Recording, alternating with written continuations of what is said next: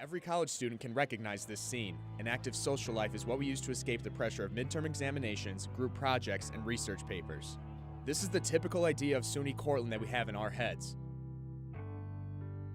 Most people rush onto campus as eager freshmen, spend their 4 years racing towards degrees and future business connections, and then leave just as quickly. We focus so much time on our own ambitions and desires that we often miss what is going on around us. Our perception of this town doesn't reach past the boundaries of campus, Main Street, and the few streets in between them littered with student housing. What most don't realize is beyond the snow globe of our Cortland is a dramatically different Cortland.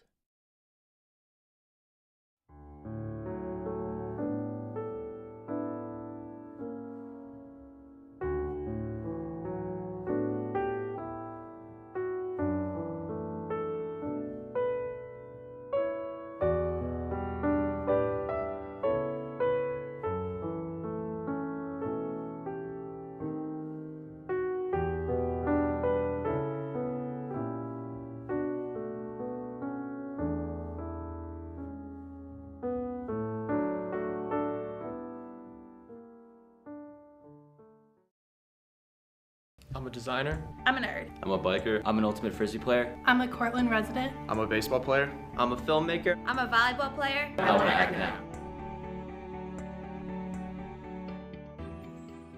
Talking to Larry Spring, the superintendent of schools, basically it was his presentation to the council and to myself. It really sunk home with a lot of us, because basically the numbers, he's saying 50% of the kids in the schools are below the poverty line. 8 years ago, it was like 30%.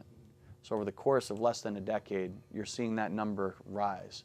Well, if it's rising now, what's going to happen 5 years from now?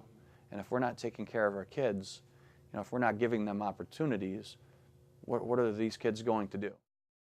Talking with people that deal with youths in the community, there seems to be a fair number of people that are couch surfing. They stay at a friend's house or they stay at another family member's house, and they may be here for a couple days or a week and then they go someplace else. That's something that's hard to really get a hold of or get a grasp of.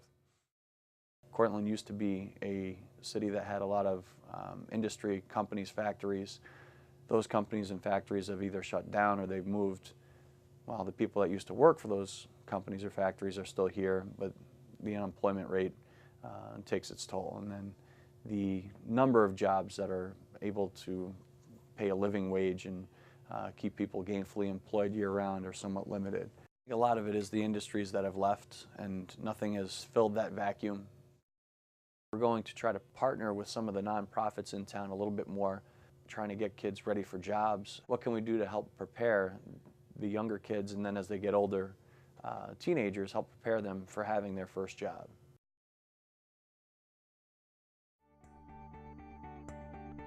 The facts are clear. The time to act is now. We challenge you to make a difference. Here are 7 things you can do today. Get involved with Cortland area youth sports. Create a backpack with supplies for a local student. Donate non-perishable items to the Cortland Youth Bureau. Give hope through conversation with Cortland's young students. Share pictures and facts you learned today on Twitter with hashtag Insta Act. Support workers and shop at local businesses. Like Cortland Insta Act on Facebook to stay up to date on our future projects. This is a blueprint for change, a foundation for all colleges and people to build from and to make an impact in your community.